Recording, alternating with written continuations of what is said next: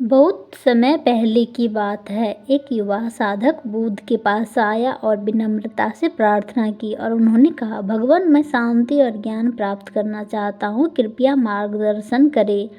बुद्ध ने उसे एकांतवास का मार्ग सुझाया और कहा, तुम्हें एक घने जंगल में जाकर ध्यान करना होगा। वहाँ कोई नहीं होगा जो तुम्हारी मदद कर सके, सिर्फ तुम और प्रकृति होंगे।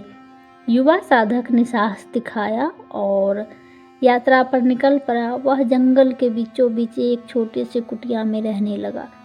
वह पहले कुछ दिन तो आराम से बीते, लेकिन बहुत ही उसे अकेलापन फील होने लगा।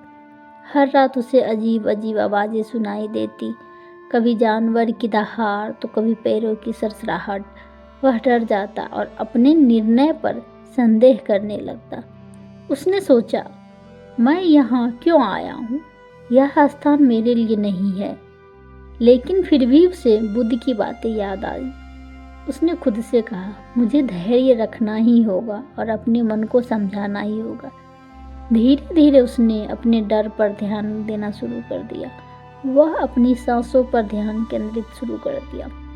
महसूस करता गया कि डर उसके मन की उपज है।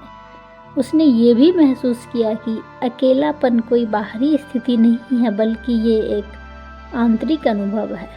हर दिन वह जंगल की शांति में बैठकर ध्यान करता। उसने देखा कि पैरों की सरसराहट अब संगीत की तरह लगने लगी।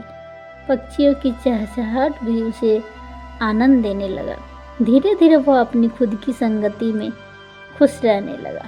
जब वह साधक 3 साल बाद बुद्ध के पास लौटा तो वह उसका चेहरा शांत और आत्मविश्वास से भरा हुआ था।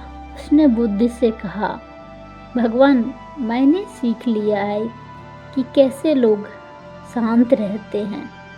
जो व्यक्ति अकेला मन को नियंत्रित कर सकता है, वह असली स्वतंत्रता प्राप्त करता है।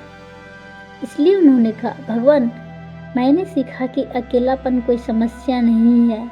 असली समस्या मन का टकराव है। जब मन स्थिर हो जाता है तो अकेलापन भी सुखद हो जाता है। अकेलापन आत्म का और ज्ञान का अवसर है। जब हम अकेले होते हैं तो हमें अपने भीतर झांकने का समय मिलता है। यह आत्म अवलोकन और आत्मज्ञान का मार्ग है।